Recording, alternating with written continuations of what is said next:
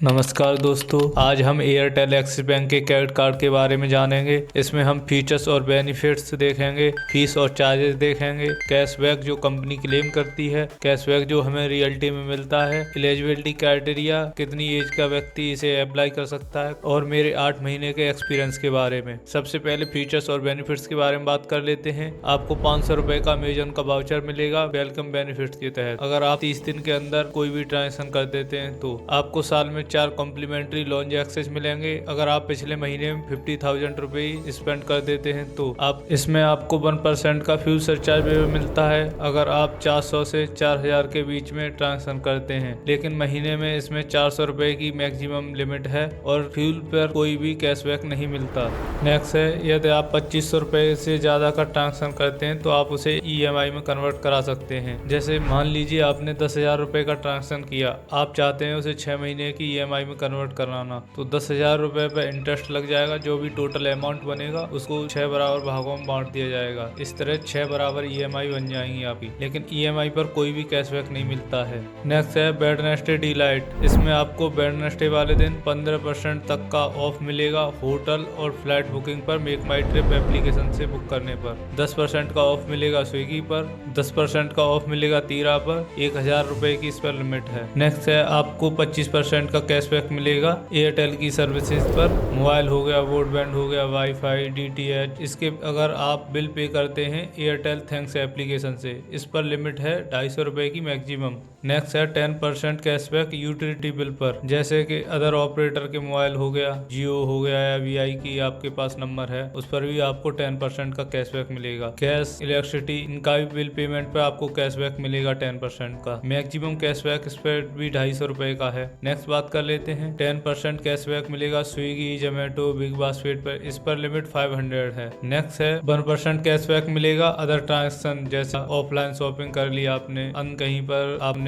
Card से payment कर दिया तो वहां पर 1% आपको कैशबैक मिलेगा। लेकिन फ्यूल हो गया, बैलेट लोडिंग हो गई, रेंट पे कर दिया आपने, एजुकेशन की फीस पे कर दी, इंश्योरेंस हो गया, तो इस पर कोई भी आपको कैशबैक नहीं मिलेगा। अब बात करते हैं रियलिटी ऑफ कैशबैक। वास्तव में हमें कितना कैशबैक मिलेगा। 10% कैशबैक जो यूटिलिटी बिल पर था, जो एयरटेल थैंक्स ऐप पर पेमेंट करने पर ही मिलता था, वो वास्तव में 10% कैशबैक हमें मिलता ही नहीं है, क्योंकि 1.7% कार्ड यूजेज फीस के नाम से हमसे चार्ज ले लिया जाता है। तो रियलिटी में 8.25% ही कैशबैक मिलता है हमें। जैसे कि यहाँ पर देख रहे हैं कि मैंने जियो का रिचार्ज किया है 349 रुपीज़ वाला, तो इसमें मुझको 355 रुपीज़ से एवं पे करने पड़ रहे हैं, जहाँ पर 6.11 यूजर्स फी एप्लीकेबल के नाम से चार्ज लिया जा रहा है हम पर। और नेक्स्ट इसी तरह से 880 का अप्रॉक्स गैस का सिलेंडर है, उसका बिल पे किया है, तो यहाँ पर 15 रुपीज से ज्यादा हम पर चार्ज लिया जा रहा है। तो रियलिटी में हमें 8.25% ही कैशबैक मिलता है। नेक्स्ट हम बात करते हैं, तो इसमें हम देख रहे हैं कि एयरटेल का ये रिचार्ज है, लेकिन एयरटेल का अगर हम रिचार्ज करते हैं तो हमें कोई भी चार्ज नहीं देना पड़ता। 25% का तो हमें पूरा का पूरा कैशबैक मिलता है, लेकिन 10% वाला हमें पूरा कैशबैक नहीं मिलता है। इसकी जगह पे 8.25% ही कैशबैक मिलता है। कंपनी क्लेम करती है 10%, लेकिन रियलिटी में हमें 8.25% ही कैशबैक मिलता है।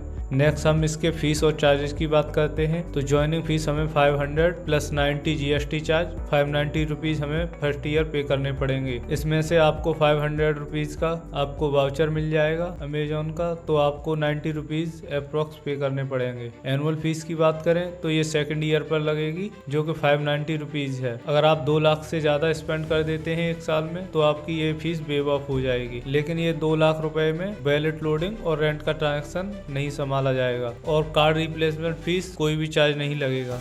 अब बात करते हैं लेट पेमेंट चार्जेस की। आपको 20 दिन का टाइम दिया जाता है स्टेटमेंट जनरेट होने के बाद। अगर इतने दिन में आप बिल पे नहीं कर पाते तो उसके बाद आप पर लेट पेमेंट चार्जेस लगेगा। अगर 500 रुपए से कम ड्यू है तो कोई भी चार्ज नहीं लगेगा। 500 से 5000 के बीच ड्यू है तो आपको 500 रुपए चार्ज देना होगा, और 5000 से 10,000 के बीच ड्यू है तो आपको 750 रुपए चार्ज देना होगा, और 10,000 से ज्यादा अगर ड्यू है तो आपको 1200 रुपए प्लस चार्ज देना होगा। अब बात कर लेते हैं ओवर लिमिट यूजेज पे। तो आपको कम से से कम 500 रुपए या फिर 2.5%, जो भी ज्यादा होगा वो देना होगा। नेक्स्ट बात कर लेते हैं कैश विड्रॉल की। इस पर भी कम से कम 500 रुपए और 2.5% तक चार्ज देना होगा। मान लीजिए आपने 10,000 रुपए विड्रॉल किए एटीएम से, तो आपको 2.5% के हिसाब से भर रहे हैं 250, बट मिनिमम चार्ज 500 रुपए है, तो आपको 500 रुपए प्लस जीएसटी ये चार्ज देना पड़ेगा। रेंट चार्ज की बात करें, अगर आप कार्ड से रेंट पे करते हैं तो आपको 1% चार्ज देना होगा। बैलेट लोडिंग की बात करें तो 1%, 10,000 से ऊपर एक महीने में अगर बैलेट लोडिंग करते हैं तो 1% चार्ज लगेगा। अगर मान लीजिए आपने एक महीने में 9,000 बैलेट लोड किया तो आप पर कोई भी चार्ज नहीं लगेगा, लेकिन आपने 11,000 अगर लोड कर लिया तो आपको 1% के हिसाब से 110 रुपीज ये पे करने होंगे आपको चार्ज के तौर पर। अब एलिजिबिलिटी क्राइटेरिया की बात कर लें तो आपकी मिनिमम एज 18 होनी चाहिए, पैन कार्ड होना चाहिए आपके पास, आधार कार्ड होना चाहिए, बैंक स्टेटमेंट या ITR ये बैंक के ऊपर डिपेंड करता है आपसे मांगेंगे या नहीं दी है। बात करते हैं मेरे 8 महीने का यूजर्स एक्सपीरियंस की, तो इसमें मुझे एक नेगेटिव पॉइंट लगा जो कि है 1.75% चार्ज लगा देते हैं यूटिलिटी के पेमेंट पर। कंपनी क्लेम करती है 10% कैशबैक, लेकिन हमें रियलिटी में 8.25% ही कैशबैक मिलता है। पॉजिटिव की बात करें तो ये बेस्ट कार्ड है एयरटेल यूजर्स के लिए। अगर आप एयरटेल की एक भी सर्विस यूज करते हैं तो आप इसे आंख बंद करके ले सकते हैं। दूसरे पॉजिटिव पॉइंट की बात करें तो यूटिलिटी पेमेंट में और फूड डिलीवरी में आज भी बेस्ट कार्ड में इसकी गिनती है। तो अगर आपको ये कार्ड अच्छा लगा हो तो आप इसे अप्लाई कर सकते हैं। वीडियो को लाइक कर दीजिए अगर आपको इससे थोड़ी बहुत भी इंफॉर्मेशन मिली हो तो, और चैनल को सब्सक्राइब कर दीजिए रियल रिव्यू के लिए। Thanks for watching.